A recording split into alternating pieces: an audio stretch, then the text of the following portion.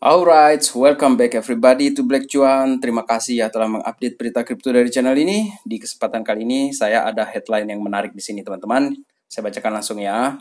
Berinvestasi di cryptocurrency adalah pilihan yang buruk dan bodoh. Oke, ini headline-nya cukup luar biasa ya, kejam di sini. Dan intinya kalau berita seperti ini saya langsung kitinya saja ya. Jadi dikatakan bahwa cryptocurrency ini memfasilitasi para kriminal teman-teman. Bahkan ini ada salah satu dari analis juga ya. Jim Cramer ini tidak segan-segan menyatakan crypto holder semuanya idiot. Dan Jim Cramer ini semakin sembarangan dia teman-teman. Jadi lengkap sudah sekarang ini ya, FUD ini dari media-media dan orang-orang yang anti kripto ya. Tetapi sebelum saya lanjutkan, saya ingin bahas sebentar di sini. Kripto sebagai media transaksi kriminal. Halo, setahu saya ya teman-teman, koruptor itu lebih pilih pakai dolar dia ketimbang rupiah.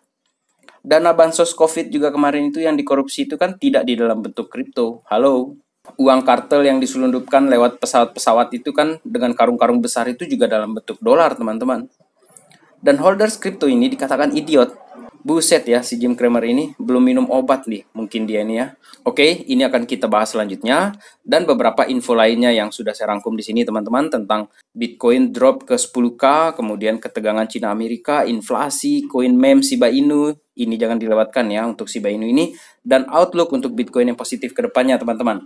Baik teman-teman, mungkin yang baru datang ke Black Cuan, silakan untuk like video ini, kemudian subscribe channel ini, dan jangan lupa bunyikan loncengnya ya teman-teman, supaya ketika saya mengupdate berita video, kalian mendapatkan pemberitahuan nanti. Dan jangan lupa juga untuk meninggalkan komentar ya di video ini teman-teman ya. Terima kasih. Kemudian sekarang kita beralih ke berita pertama kita di sini ya teman-teman. Ini datang dari kitco.com. Bitcoin in 2023 drop ke 10K atau naik ke 250K.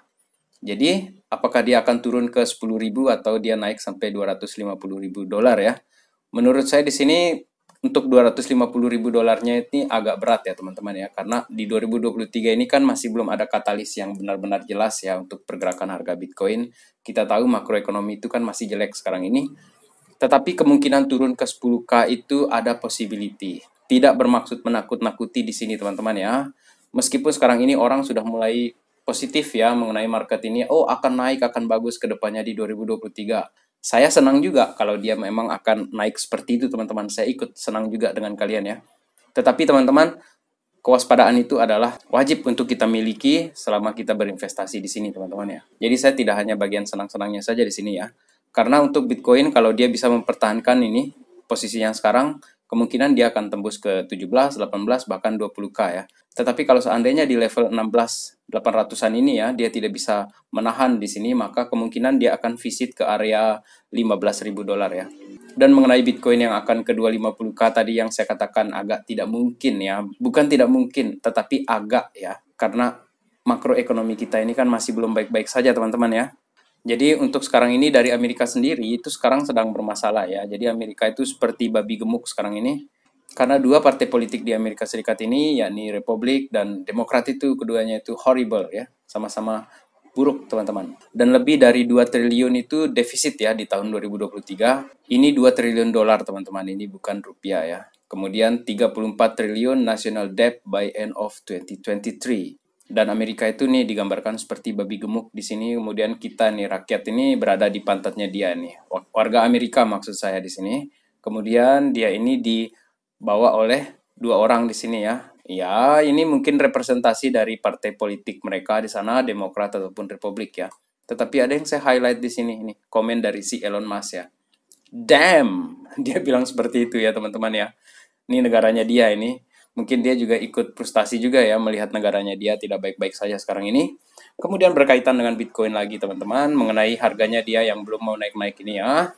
Ini ada ketegangan yang terjadi di Cina juga ini teman-teman ya. Dan di sini anything Mao can do, I can do better. Jadi menurut Xi Jinping dia bisa melakukan sesuatu yang lebih baik ya daripada yang dilakukan oleh pemimpin Cina sebelumnya ya. Kita sebut saja pemimpin Mao ya. Cina ini kan punya agenda ini untuk menyatukan Taiwan dengan Cina lagi. Tetapi Taiwan ini ada pendekatan dengan Amerika. Itulah kenapa sekarang ini basis militernya Amerika itu sudah mulai mendekat ke arah Taiwan untuk menghindarkan Taiwan ini dicaplok oleh Cina tersebut teman-teman. Dan sentimen mereka ini kan semakin hari semakin tegang ini. Belum lagi secara ekonomi Amerika dan Cina itu juga ada kompetisi di sana. Jadi mengenai Cina ke depannya di sini teman-teman masih menyebabkan ketidakpastian ya untuk arah ekonomi teman-teman, karena bisa saja meletus perang itu kapan saja ya. Sekarang ini mereka sudah siap-siap ini mengambil Taiwan, dan Amerika tidak rela Taiwan itu diambil. Karena menurut saya di sini ya, ini keluar dari pembahasan kita kripto ya, kita sedikit ke politis sedikit. Karena bisa jadi Taiwan itu merupakan salah satu satelit laut ya, atau satelit pantau lah untuk Amerika di wilayah Asia, teman-teman. Dan kita lanjutkan ke inflasi di sini, teman-teman ya. Jadi untuk sekarang ini inflasi dan resesi itu masih menjadi topik utama kita. Karena Amerika sendiri meskipun suku bunganya sudah dinaikkan, tapi belum bisa ya inflasi itu ditekan, kemudian resesi juga masih mengancam kita sekarang ini, dan declining US hegemony. Jadi hegemoni Amerika Serikat ini sudah tidak lagi perkasa seperti dulu sekarang ini, teman-teman ya. Dan ini disebabkan oleh Amerika itu sendiri. Sekarang ini kan negara-negara lain ini sudah mulai confidence ya, mulai percaya diri. Seperti Cina tadi itu tuh sangat-sangat confidence dia. Dia tidak peduli dengan Amerika. Meskipun Taiwan itu minta tolong dengan Amerika, dia nggak peduli. Jadi perang ini saya tidak harapkan terjadi, tapi I don't know guys.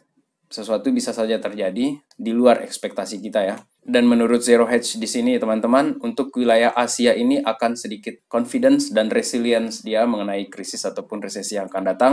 Tetapi yang akan berdampak itu adalah Amerika dan Eropa teman-teman. Jadi grupnya Barat itu semua akan terdampak di sana. Ini gara-gara Rusia juga ya. Rusia itu meskipun di-ban dengan ekonomi, diberi sanksi, tetapi ternyata ekonominya masih baik-baik saja. Dan ini yang bikin pusing Amerika di sini ya. Oke, jadi ini untuk outlook kita mengenai suhu-suhu politik, suhu-suhu perang yang ada di dunia sekarang ini. Dan selama suhu makro ini masih belum baik-baik saja, menurut saya belumlah kita keluar dari zona-zona yang tidak menyenangkan seperti ini, teman-teman. Tetapi untuk kedepannya memang saya berharap semoga saja ya, di 2023 itu akan baik untuk kripto ataupun saham-saham lainnya ataupun aset-aset lainnya, teman-teman. Kemudian sekarang kita beralih ke Jim Cramer, teman-teman ya. Di sini unik ini. Dia katakan secara tegas ya di sini. If you own crypto, I think you are an idiot. Di Indonesia ini udah dilaporin ini. Mencemari nama baik lah, segala macam lah, orang tersinggung lah. Tetapi di Amerika, no. So, Jim Cramer menyatakan seperti ini saja, itu nggak ada yang laporin dia. Malah di sini dia katakan ya, jual semua kripto kalian, aset kalian, masukkan ke JP Morgan.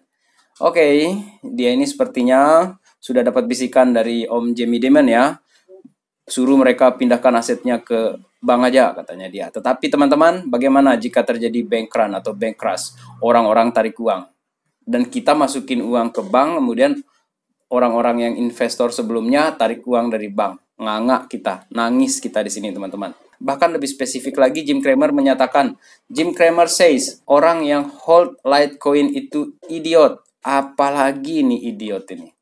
Dikatakan ya bahwa di sini ya, khusus Litecoin dikatakan nih, apa fungsinya, apa gunanya Litecoin itu, dia nggak tahu. Kemudian dia juga menegaskan di sini, saya kira semua orang itu pergi kuliah itu supaya pintar katanya dia, tetapi kok ini malah pergi kuliah tapi makin bodoh gitu. Oke, mungkin mahasiswanya nggak belajar ya, tetapi Om Jim Cramer di sini kita beda ya. Di sini orang-orang yang main di kripto itu pasti orang-orang yang berpendidikan, kemudian pasti orang yang sudah punya kemampuan berpikir lebih baik daripada orang-orang yang tidak belajar sama sekali ya, yang cuma pergi kuliah, pergi hadir-hadir gitu-gitu aja dapat gelar pulang. Apa sih, nggak ada yang kayak gitu di Indonesia. Menurut saya di Indonesia ini orang-orang lebih terpelajar, teman-teman. Orang Indonesia pada umumnya menurut saya itu orang-orang yang mau belajar, teman-teman. Terutama yang ada di dalam kripto ya. Kemudian jika kita pegang dolar ya, seperti dikatakan oleh si Jim Cramer di sini, uang kita ini disuruh masukkan ke sini nih, ke JP Morgan Bank ya, atau ke bank lah, kalau di Indonesia itu disuruh kita masukkan ke bank. Saya kasih kalian salah satu outlook di sini yang keren banget asli. Ini datang dari Bitcoin Magazine ya. Ini tentang dolar, teman-teman. Jadi untuk dolar ini ya, buying power ya, jadi kekuatan daya belinya dolar ini ya, yang $1 itu dari tahun ke tahun. Semenjak 1913 teman-teman sampai 2022, ini grafiknya. Jadi kekuatan beli dolar ini menurun terus ini sampai di tahun 2022. Oke, di sini 2017 ya.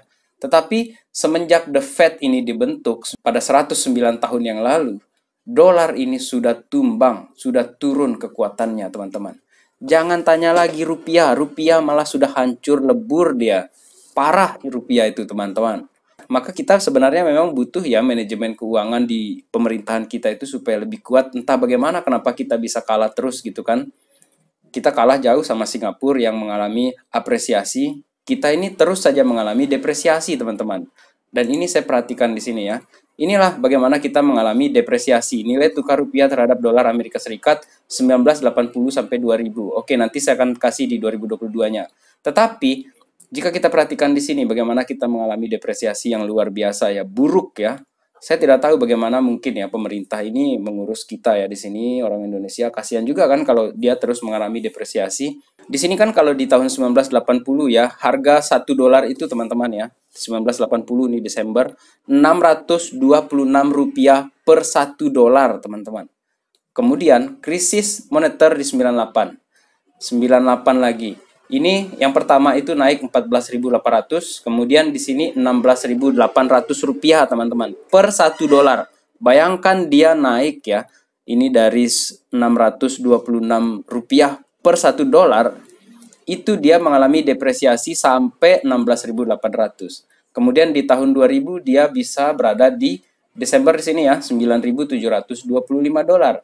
Sekarang ini teman-teman, sekarang ini rupiah itu dibuka tumbang 15.594 rupiah per dolar Amerika Serikat. Ngapain aja rupiah ini selama ini? Ini yang membuat saya yakin ya bahwa saya lebih senang aset saya yang sedikit ini, plankton minimalis di sini.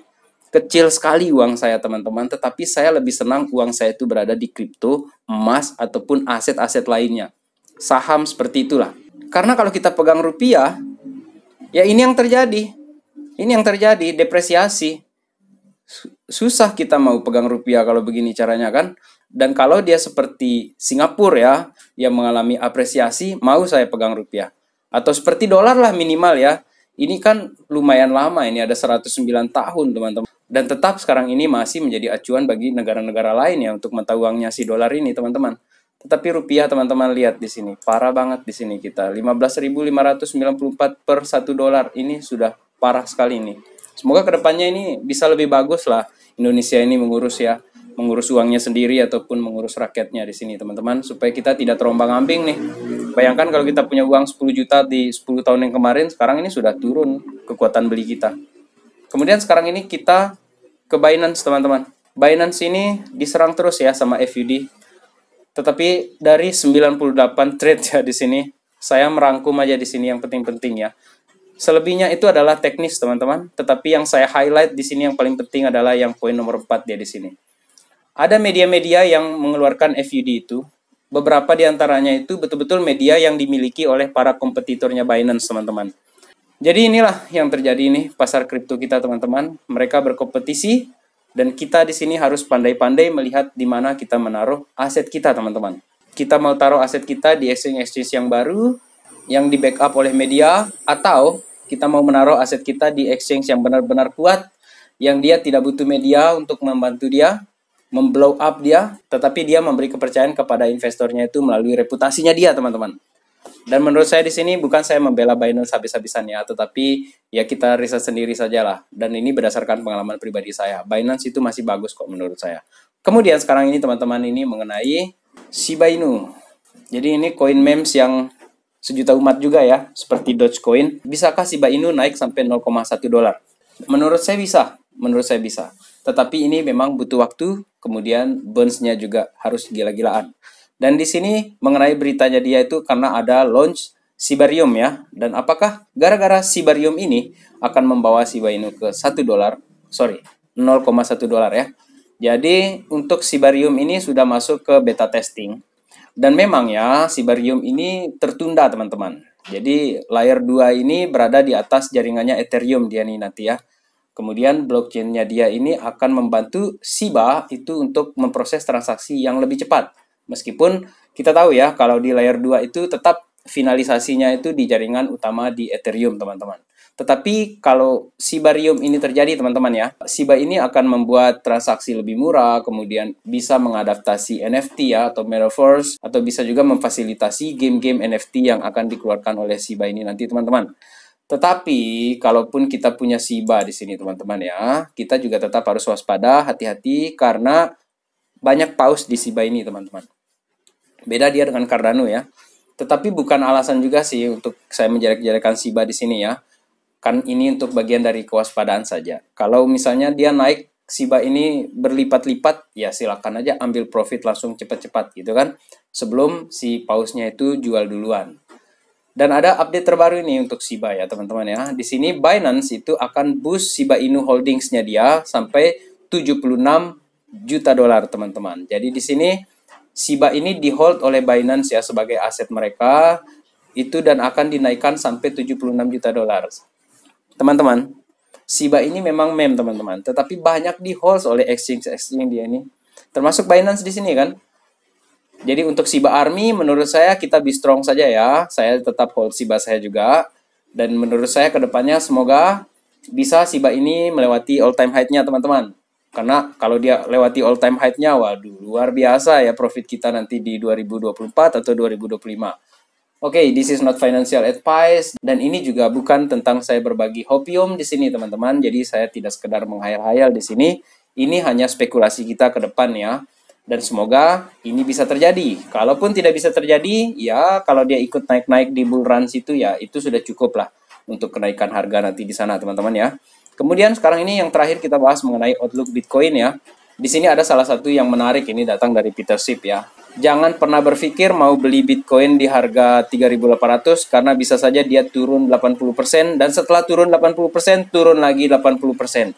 Bahkan di harga 750 dolar pun itu akan masih mahal. Dan ini sudah di-tweet tahun 2018 ke bawah ini sepertinya teman-teman ya. Dan akhirnya apa yang terjadi? 2018 naik, 2021 terbang. Peter Schiff ini sepertinya orang yang patah hati dengan Bitcoin karena ketinggalan kereta dia. Kemudian satu lagi di sini, ini ada dari Neil Jacobs ya. Dia men-tweet salah satu headline yang di tahun 2014 itu ya. Can Bitcoin survive 2015? Apakah Bitcoin bisa survive di tahun 2015? Oke, guys. Di sini dia jatuh dari puncak harga 1.100 dolar turun sampai 330 dolar. Saya kalau sekarang di harga segini nih udah saya beli 2, 3 Bitcoin, 4 Bitcoin, 5 Bitcoin ini kalau di harga 300 dolar seperti ini teman-teman ya. Kalau harga yang sekarang ya. Jadi penurunan 50% ini menurut saya ini masih sangat-sangat standar teman-teman. Apalagi kalau bisa balik harga segini nih. Nggak tahu ini berapa saya punya Bitcoin nanti ini ya. Bagaimana dengan teman-teman? Apakah kalian tertarik untuk membeli Bitcoin di harga 1.100 dolar lagi nih? Kalau seandainya itu terjadi, coba tulis di kolom komentar ya. Saya ingin tahu pendapat kalian di sana. Dan terakhir di update saya kali ini itu merupakan outlook atau pendapat dari Michael van de Poppe ya. Dikatakan bahwa Bitcoin ini bisa explode sampai 100%. Ini dikatakan oleh Michael van de Poppe. Dan ini timelinenya katanya dia. Ya sebenarnya di 2023 ini ya, dia menyatakan bahwa ya bisalah ke 30-an dolar. Maka 30-an dolar itu adalah 100% dari harga yang sekarang. Kalau sekarang kan 16.000 dolar, maka 100% kenaikan itu di 32 atau 33 dolar. Seperti itu teman-teman ya. Jadi untuk sekarang ini ada chart yang ditampilkan oleh dia. Ini saya ambil langsung dari Twitter aja ya, lebih bening gambarnya. Ini terjadi falling wedge ya, untuk chart yang 3 hari Bitcoin nih teman-teman. Jadi untuk harga yang sekarang itu kan 16.800-an dolar ya. Dan di falling wedge ini kan masih belum selesai nih. Apakah dia akan ambil sikap ini, dia naik, kemudian dia ngetes di resisten di atas sini ya, di sekitar 18.000. Kemudian akhirnya dia confidence naik ke 20 atau dia akan selesaikan dulu nih falling wedge ini sampai ujung sini. Yang kemungkinan kalau menurut saya ya, di sini akan berada di sekitar 12.000 dolar ya paling rendah. Dan barulah setelah itu dia akan mulai terjadi pemantulan dan kita berharap dia keluar dari triangle ini dan dengan confidence dia keluar di 2023 itu naik ke atas teman-teman, menembus resisten ini. Sehingga menurut Van de Poppe tadi ya dikatakan bahwa kemungkinan 100% naik di tahun 2023 itu di 30-an dolar main harga Bitcoin itu sangat-sangat realistis menurut saya teman-teman. Apa pendapat kalian? Bisakah di tahun 2023 itu Bitcoin naik di 30-an ribu dolar seperti yang dianalisa oleh si Michael van de Poppe di sini? Coba kalian tulis di kolom komentar teman-teman. Saya ingin tahu pendapat kalian dan sekaligus ini juga menjadi akhir dari video saya kali ini ya. Terima kasih telah menonton teman-teman. Salam Black Cuan. Peace my friend.